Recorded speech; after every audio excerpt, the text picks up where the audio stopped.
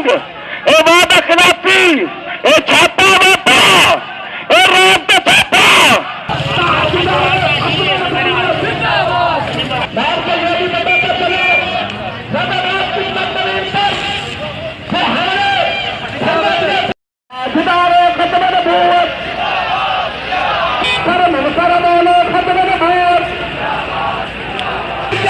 नुकसान न पहुंचाए,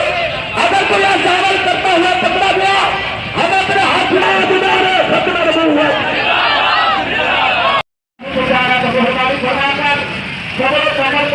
खबरों का हमलों का मुकाबला करते हुए ये लोग कह रहे हैं कि हम मजबूर हैं, हमें ये मजबूरी है भगवान की खतरे में बहुमत से बार बार नहीं मांगना चाहता नहीं, बड़े खतरे में